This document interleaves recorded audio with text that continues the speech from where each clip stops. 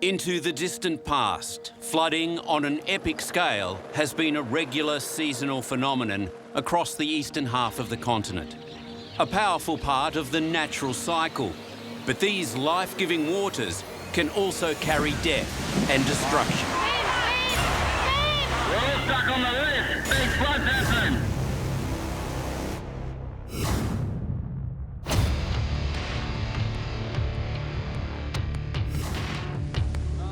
Over the next hour, destruction in the face of nature's fury.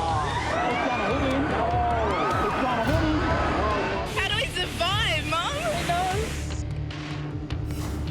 We witness human tragedy and despair. The foolhardy. The never say die attitude. Mother Nature controls us all, doesn't she? The true heroes in action. Go get the bag up for me. Go, Don. And despite the horrors, we see the incredible life-giving power of Australia's great floods. On Savage Australia, Flood. Since European settlement over 200 years ago, Australian towns have been built on floodplains despite dire warnings from local Aborigines. Since 1900, 1,859 people have died in floods in Australia. That's more than earthquakes. That's more than bushfires. Ignoring the dangers, in 1852, the town of Gundagai was rebuilt on a new site after floodwaters wiped out 71 buildings. 89 of the town's 250 inhabitants died. More people would have perished were it not for the heroism of local Aborigine Yari of the Wiradjuri people and his mate Jackie Jack, who saved more than 60 people using a simple bark canoe. As the years rolled by, the fledgling nation's population grew. The towns multiplied. Some became cities. But all the while, the warnings continued to be recklessly ignored. And so the scene was set for the catastrophic events to come. Around 100 kilometres west of Brisbane lies the town of Toowoomba, and nestled between them, the Lockyer Valley. An area of rich farmland known as one of Australia's food bowls.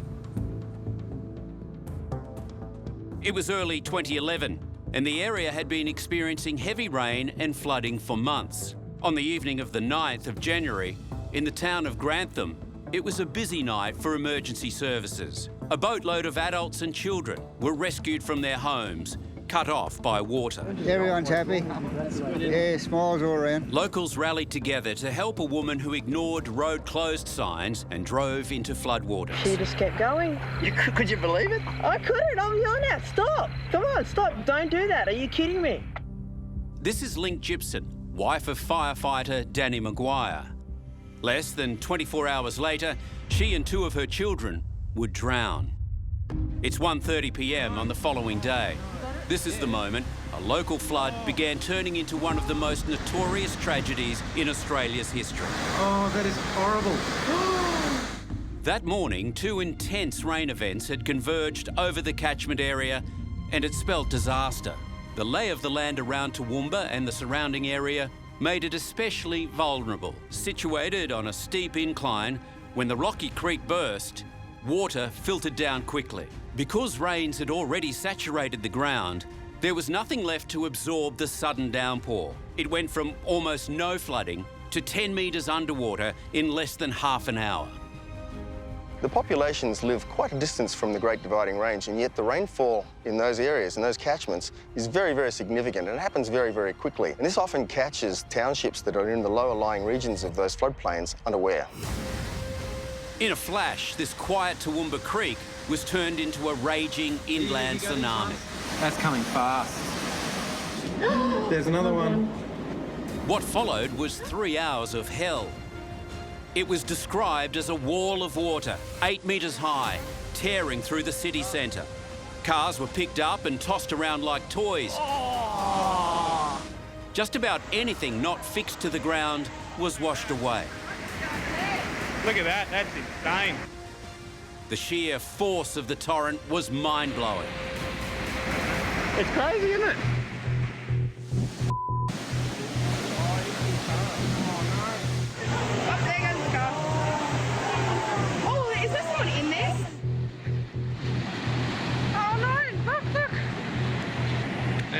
There goes the container. There goes the container. That's going to cause a bit of damage when I hit something. That is heavy. Don't, oh mate, don't, just let it go. That is unbelievable. Oh, lucky. But saving property quickly turned into saving lives as the rescue attempts began.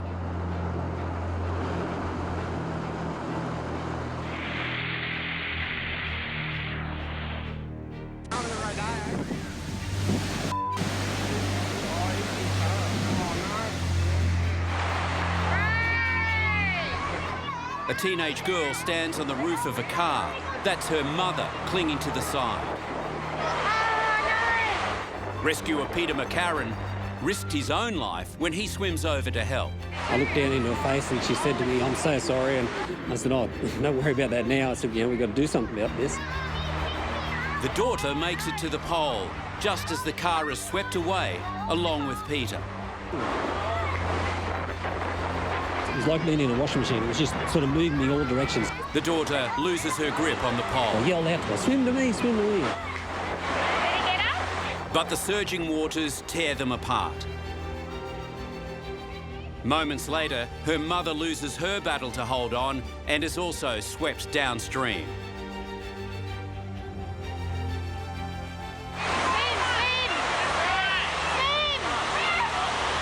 For hours, no one knew if they survived. They were both found alive. The situation gets even more dangerous when a van emerges from a garage. The van becomes a floating missile. Further down the same street, it hurtles towards a man clinging to a tree. They're going to get that little bastard off that tree. It's going to hit him. It's going to hit him. It did hit. No. He's still there. But amazingly, the man clung on and was eventually rescued.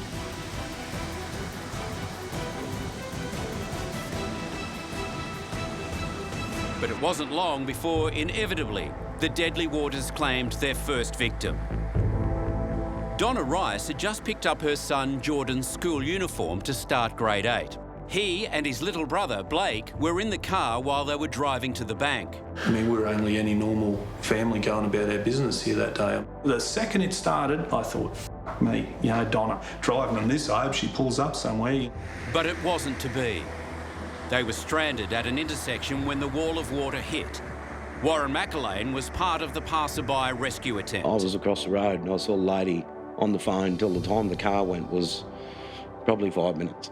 Not even that. On the phone to police, Donna was struggling to get help. Yeah, I'm stuck. The water's just ready to come up the door. Why did you drive through it? You're stuck. I'm stuck there. Yeah, why did you drive through Floodwaters?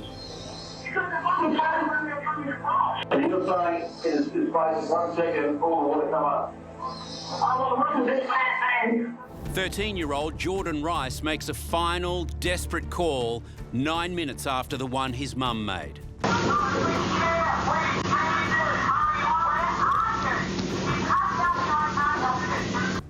Then Jordan and Donna start to panic as water rushes into the car.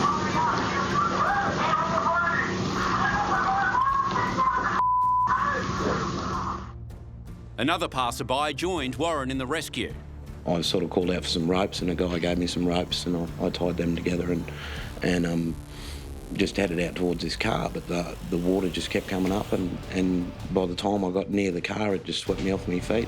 Jordan, who couldn't swim, wanted them to save his younger brother first. Mum put the boy on his back and he brought him across the rope to me and by that time I grabbed the boy and the water just kept coming up and I got to the side of the post and was just virtually trapped by the current. Blake survived, but it was too late to save his brother. The tour guide made it back to the car and he looked at me and just shook his head because we just knew there was just too much water and there was just no time. He was just pleading with me, just please save my mum, just please save my mum. But the car was taken by the water, hit a culvert and flipped. I just kept telling the boy it was going to be all right, and it just wasn't.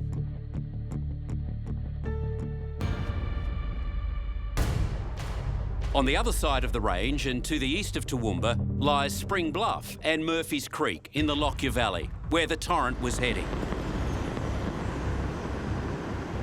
Just come up like a wall of water coming down the hill here, and it used the highway as the creek, not the creek, so that's why I think so much devastation down through the valley.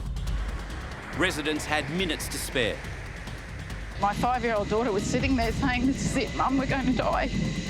We're all going to die." And I kept saying, "No, we're not," but I thought we were. Don't go in that, there's cars in there. Some made it, others did not. This is footage taken 400 metres upstream of the home of Sandra and Stephen Matthews. The family sought refuge in the kitchen and used a washing machine to push the kids up through the manhole into the ceiling. They only had seconds before Stephen and Sandra were swept away. Their bodies were later recovered 2 kilometres downstream. Their children survived.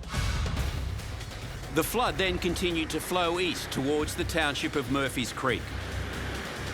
Approximately 2 kilometres from town, Selwyn Schaaf, his wife Catherine and 6-year-old daughter Katie were at home.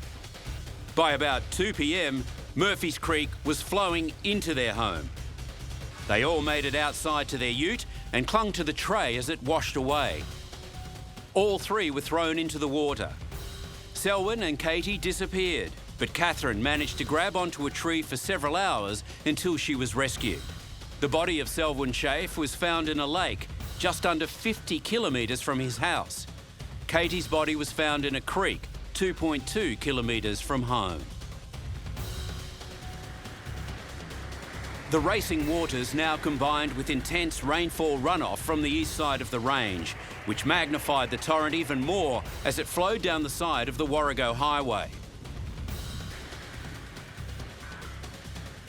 It crashed into the town of Whithcott, wiping out everything in its path. The floodwaters that hit Helidon Spa were growing increasingly powerful.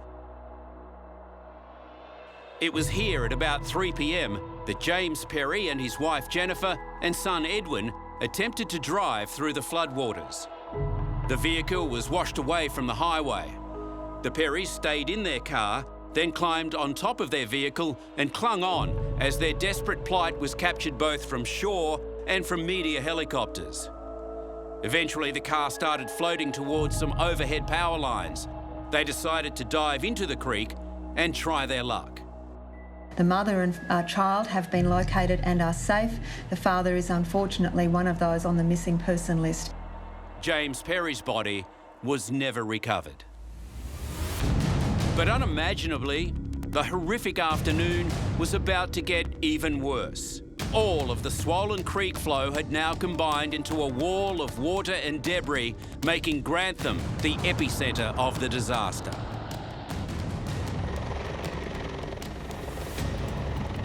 We're all stuck on the roof. Big flood's happened. What's the date today? Families were desperate and rescuers were shocked at what they faced. That day when we flew into Grantham, there was just a horrendous scene in front of us. There was brown water as far as the eye could see. Buildings were getting destroyed. There was debris everywhere. There was things getting pushed along in the water like shipping containers. There was an aeroplane from the local airfield. On every rooftop that was poking out of the water, there were people just sitting there looking at us.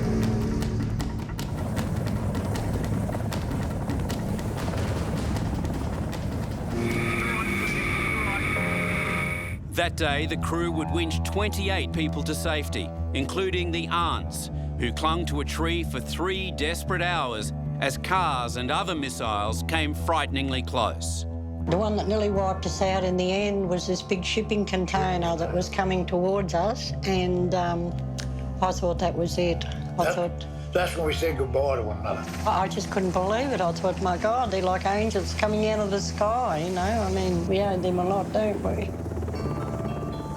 John Mann and his family were also plucked to safety. How the family made it to their roof after the floodwaters overpowered them is a miracle. Their one mission, to save 4-year-old Liam and 6-year-old Lachlan from drowning. Got the pool boat that we used to use in the pool for the boys and put them in that and held onto them, and kind of one at a time formed a line and helped each other out the house, and we all held on to the boys in the boat.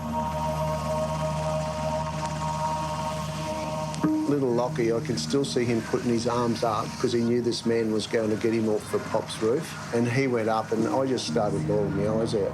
You know, I was just so happy. I knew, well, they're going to survive this. They're going to get through. At about 4 p.m, the house of Matthew and Stacey Keep and their family was struck by rapidly moving water. In a series of tragic efforts to escape and save themselves, the group became separated. When the water struck, Matthew and Stacey desperately gathered the children in the kitchen. But then another wave of water struck and little Jacob was swept out of reach. The grandmother and little Madison had been separated from the rest of the family by the rising water. Matt found Stacey's mum, Dawn, clinging to a ride-on mower in the garage. It was the last time she was seen. The torrent sucked Matthew out of the garage and swept him 200 metres down the road. This footage shows Matthew stranded on the neighbour's roof, fearing the rest of his family had been wiped out. Meanwhile, Stacey was struggling to keep herself and Jessica above the water. She waited outside and held onto a downpipe for as long as she could. When eventually she let go, she was carried for more than a kilometre before the little girl was swept from her arms. Back in the house, both grandmothers were gone, but amazingly, the 2 children hung on. Jacob standing on the taps in the showers and Maddie floating on a couch wedged under the ceiling. Stacey was able to scramble to safety and spotted Matthew on the rooftop within shouting distance. Finally, Matthew was airlifted to safety and the surviving family members were reunited. The incredible day came to an end, but the tragedy continued. It's 7:30 the following morning, and somewhere out there, a family is clinging to the roof of their car. It's the SO Bland at the Minden Crossroads. We're just doing a swiftwater rescue. Yes. We've lost one, we've got 3. And we're stranded on the island, and I'm dialing from the local house that hasn't gone under yet. Minutes before, the swiftwater rescue team had attempted to save the Wickman family, barely visible through the driving rain. It ended in tragedy. We attempted to save a family of 4, we could only do 3. We lost the child. Well, we were meant to have backup, but we've got nothing here yet. You've got nothing there yet. All right, then. So you need swift water there to get through to you? We are swift water. But you need more swift water to get through to you? Well, we've got them on safe, but we're in the middle of an island of water. Yep. It'd be really good if we could get them off, because I've got 2 grieving parents and one...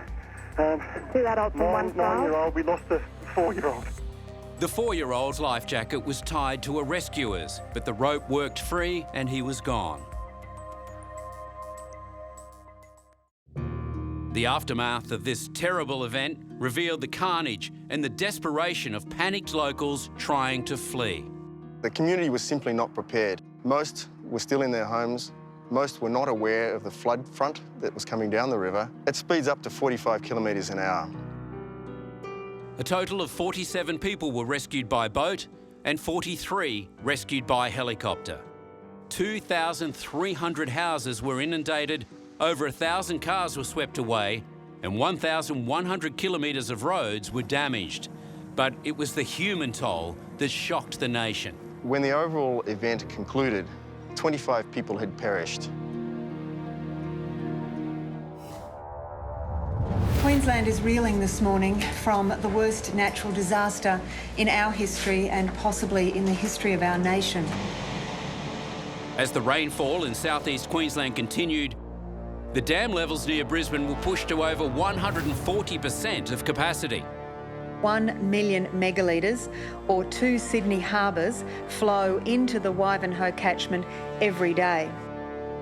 As the dams overflowed, the massive water made its way into the Brisbane River, which began to rise ominously. Residents were told to prepare for the worst. We have to be ready with a contingency plan to evacuate. This incident is not over. This is still a dangerous natural disaster. The floodwaters are moving very fast. Despite the warnings, it was almost too late. And when finally the Brisbane River peaked, all hell broke loose.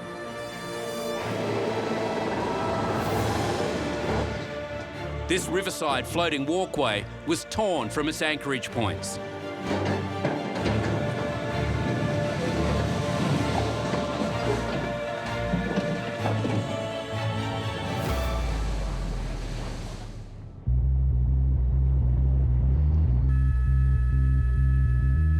A 300-metre concrete walkway sheared away, now a missile heading for the Gateway Bridge. But charging in to save a potential disaster was a tugboat. The skipper showed exceptional skills to nudge the walkway under the bridge and down the river to safety. Nothing was safe from the surging river. The aptly named Drift restaurant gave way.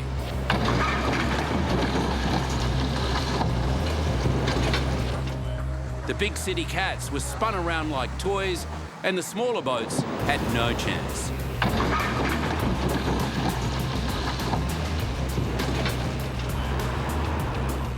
The river became a floating junkyard, but the flood soon spread into the suburbs and engulfed them, wreaking havoc and ruining lives. Underneath every one of those roofs is a family. Underneath every single one of those rooftops is a horror story. The only thing that we have is what's in our heart and in our spirits. People rallied together to clean up the destruction. We now face a reconstruction task of post-war proportions. We've taken a beating, but we will not be beaten. A resilient community determined to recover from another natural disaster. Most people who die in floods perish while attempting to cross a bridge, causeway or road, either on foot or in a vehicle. While most victims are aware of the dangers, the speed and depth of the water can take them by surprise. The majority of fatalities happen within the local area near where they live. Playing in floodwater is also a significant cause of death, particularly for children and young adults. Don't be deceived by waters that look passable. As little as 15 centimetres of water will make you lose your footing. As little as 30 centimetres of water will stall a car, making it inoperable. As little as 60 centimetres of water will float most cars, including most four-wheel drives. The water wouldn't have been 3 inches deep going across there at 4:45 this morning, and by the time I got stuck and turned around, it was like this. Research has shown that many people simply ignore warnings and road closure signs. Without the expertise, bravery and sheer tenacity of the emergency services, many more of these stories would end badly. In central Queensland in 1990, another terrifying emergency unfolded. 14-year-old Dean Saunders had been playing with friends in a flooded street near his home when he slipped and fell knees first into an open drain. I was supporting his head and talking to him, comforting him, because I didn't know how long we'd be in the water. So it was important for him to relax and to maintain his strength. With the waters rising rapidly around him, rescuers held his head while council workers frantically tore up the road in hope of breaking the pipe. Hastily made sandbags were placed around the area and a fire engine brought in to pump out water. But the tremendous pressure was too much. His body was being sucked down the sewer. Yeah, it sort of happened real fast. I was on my knees and my knees are sort of jammed, sucked into my waist. What was going through your mind all the time? What were you thinking of? I was going to die. I wasn't going to get out. After an hour and a half, the pipe was finally broken and the boy freed. But you don't have to be young and foolish to get in trouble. This man managed to cling onto a tree after his car was swept away. Just hang on, mate. You can do it! Under the constant attack of spiders and ants, he held on for 2 hours until the rescuers could reach him. I was that cold and miserable. I was just trying to get the ants off me. I was biting at the back of my neck and legs and arms, and I was just hanging on for like anything. People trapped in floodwater, there's a tendency to climb. In doing this, you're joining space with every snake, every spider, every animal in the area. Stranded on the roof of his car, this guy decided to play reporter. Just become totally inundated. Then he realised he was not the only one marooned. Guys, try and get on the roof of his car if you can, please. 2 vehicles are stuck on the road west of the Gold Coast. In total, 7 people were in trouble and the water was rising. It's like a tsunami. The water came up that fast, we couldn't even get out. And then the creepy crawlies came out to play. Oh my God! So creepy. Oh, the rat's gone. In the end, the rescue crews arrived just in time. Oh, hey guys, watch out for snakes. There's been a fair few. Both cars were totally submerged, and the people were only moments from having to swim for it. But sometimes it's the survivors themselves that come up with the miracle. The car disappeared, everything disappeared from me, the kids, and all I could think about was the kids in the car. It was really heavy rain, black night. And I just remember this noise coming out of me, and it wasn't a scream, it wasn't... I just remember not even being able to do anything. They were seconds from death.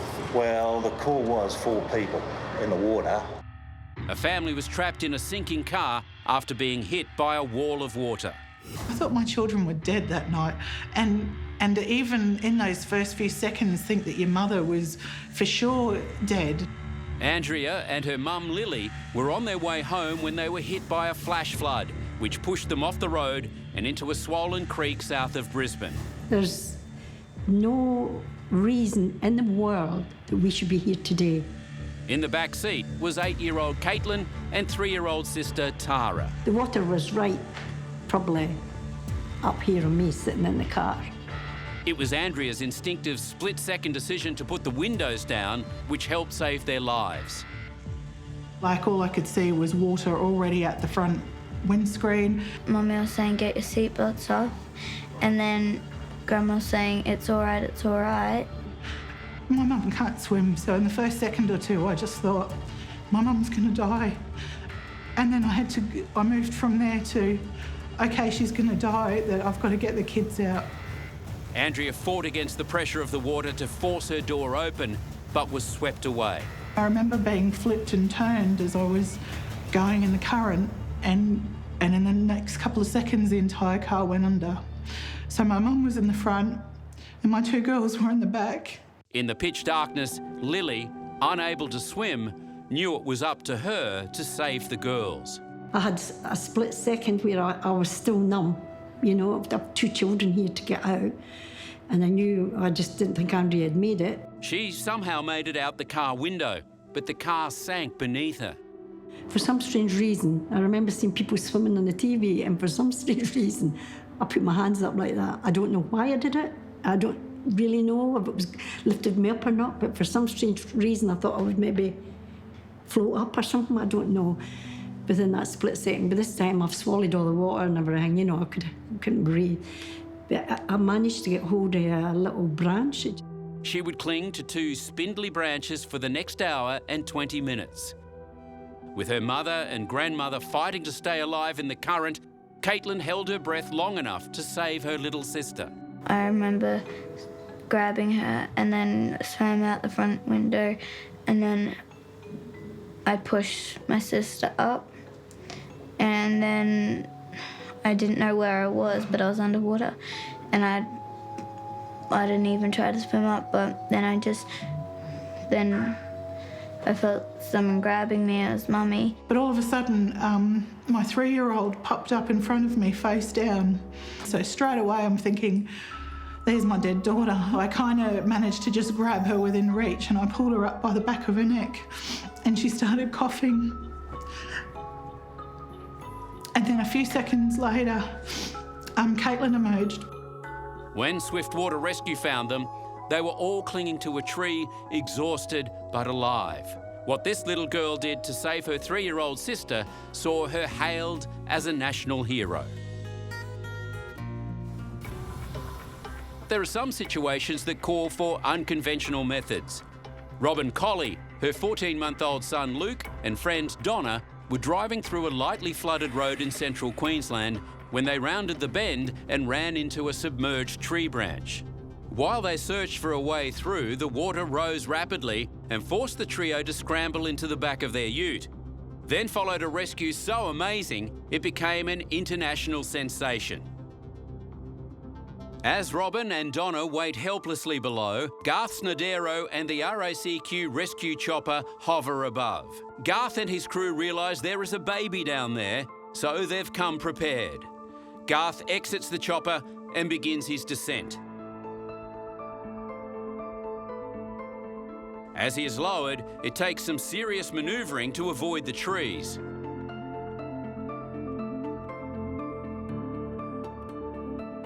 Garth nears the ute and makes contact. It's the baby's turn first, but Garth has a surprise for them all. The baby? Absolutely. Can I put her in this bag, darling? You go. Girl. You go, darling. Okay, zip the bag up for me. Okay, darling. Despite Luke's protests, he is eventually in the bag. Stay down.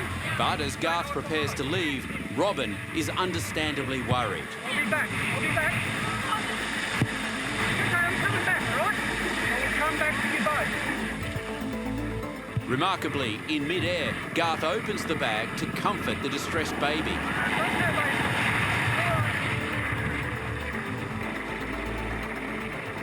The crewman is there to receive the precious cargo.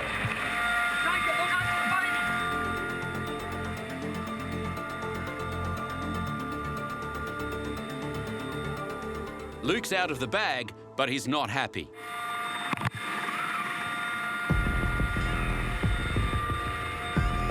Meanwhile, Garth heads back down to make good on his promise. Donna is next to go, and she needs reassurance she's not going to fall out. Okay, who's next? Now come with me. Take your arms down, forward, towards the right. Back to you. Lay down. Come on, come on. Take your arms down. Bring you all the way. Enjoy the ride. Say goodbye.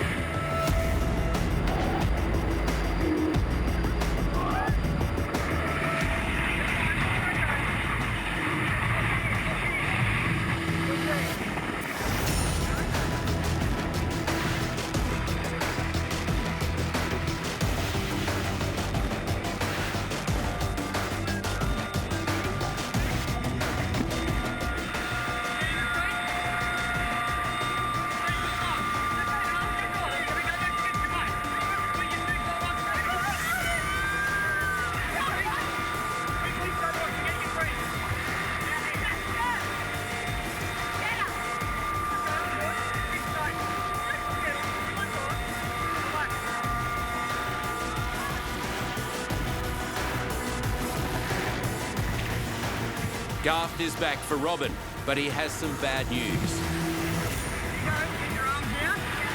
Relax. Enjoy it. I don't think we'll be able to come back yet at all. Not again. No. Sorry, no. Sorry, no.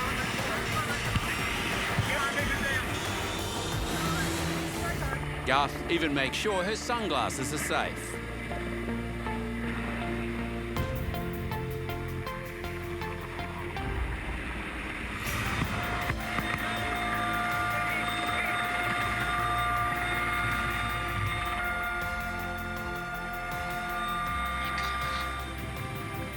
With everyone on board, Garth has to give a traumatised Donna one last hug and offer comfort all round.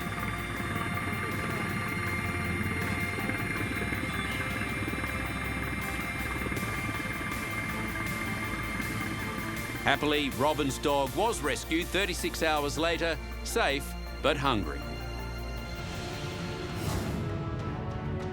For some boys, floodwaters bring out the irresistible urge for a cheap thrill.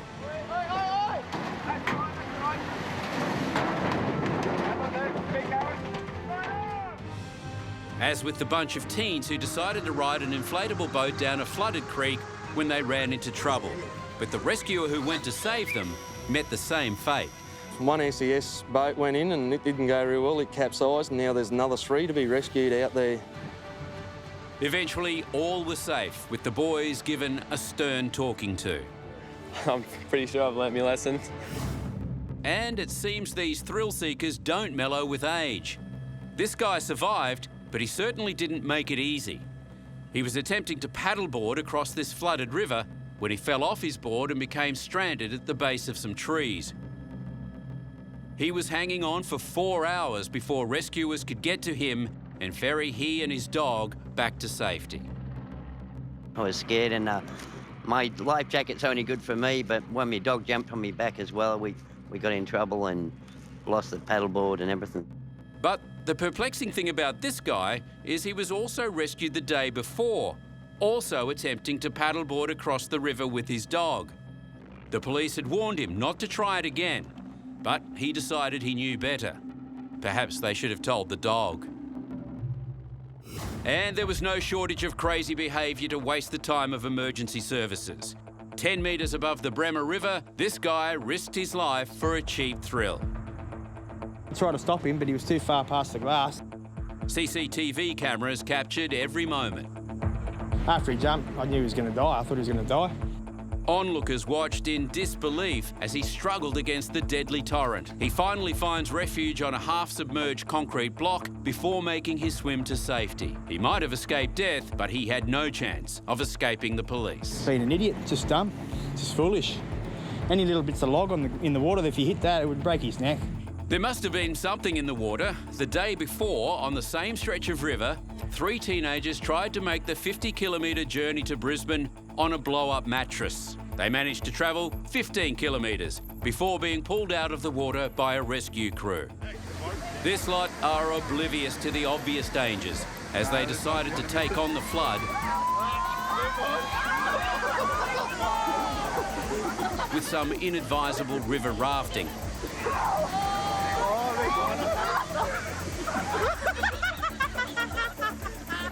But if you're looking for risky behaviour, these guys win hands down. This footage captured wakeboarders being towed by a ute down a Brisbane road. With traffic all round, he wipes out. And the mayor didn't mince his words. Well, you're a bloody idiot. Get out of there. Melbourne is well known for its crazy weather and heavy rain. When it rains, it really pours. So you would think Melbourne drivers would be aware of the pitfalls. Apparently not. No.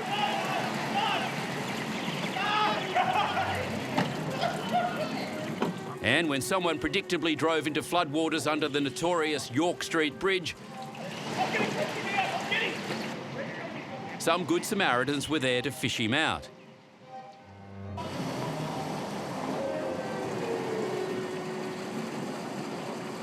Ignoring police warnings, another driver decided to test the waters. Keep floating.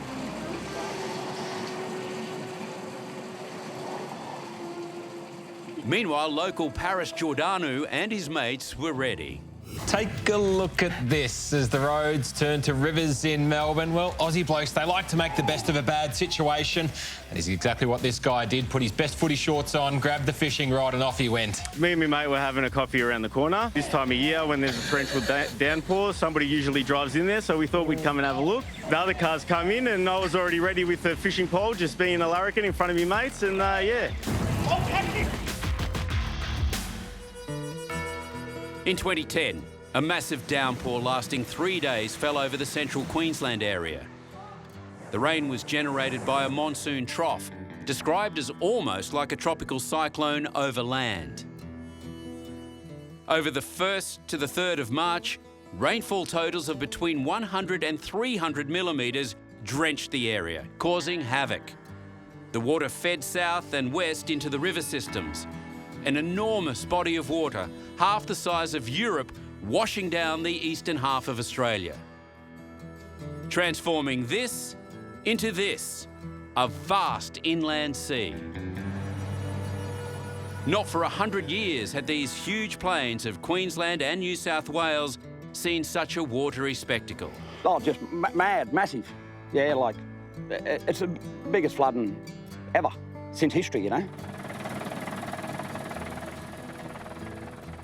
And the very thing drought-stricken farmers had been praying for threatened to overwhelm them. Well, out. Thank you, good enough. Water's gone where it's never ever been before. So, you know, I hope they don't come any bigger than this. It quickly turned into a military-style operation as farmers everywhere struggled to save their stock from the rising tide. We won't get them all, but what we can save is better than none, isn't it? Mother Nature controls us all, doesn't she? I wouldn't have imagined how much water could come down to this country. The lands where once lay only blood-red dust were now covered by water as far as the eye could see. The caramel-coloured arteries pumping life back into the land. 150 kilometres west of Bourke lived the Fisher family. Already incredibly remote, the floods brought a new level of isolation and optimism. All our children, 10 and under, really have lived the entire drought, so they're now really seeing what this country can be like.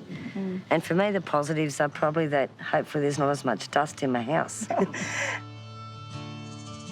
Amazingly, for all the mess and mud, the overwhelming feeling towards this great flood was relief. It gets so dry during the drought and so depressing during the drought. When the water arrives like this down the floodplains, it really lifts our spirits, lifts our hearts. We've had the 1 in 100 year drought. This is the 1 in 100 year flood. Let's hope we have a 1 in 100 year income. And it's not just farmers who rejoiced.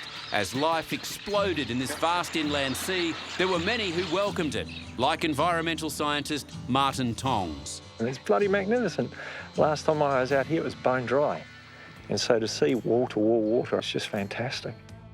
The thing is, we've got all the river systems running at one go now, and I can't remember when that last happened. That is really special. When water breaks out of the river channel and then starts moving out across the floodplain, amazing things happen. You get things coming out of the floodplain soils that have been dry for 40, 50 odd years. You still get animals coming out of the soil.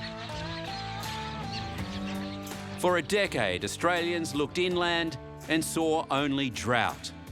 The Great Flood of 2010 changed all that, with Mother Nature delivering a much-needed drink to a very thirsty land. It's uplifting. It's the best way to describe it is just it's a psychological boost, I guess you could say. It just changes your whole attitude. It's probably Australia at its best right now. Like it doesn't get much better, you know. Although they are an important part of our natural cycles, it's clear Australia has a recurring problem with floods.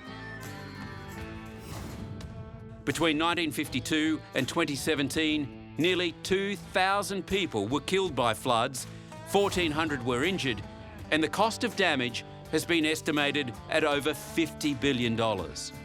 Absolutely no control, so you just swing with the punches, as they say. Floods can devastate local communities, but they also impact the entire economy, damage agriculture and infrastructure.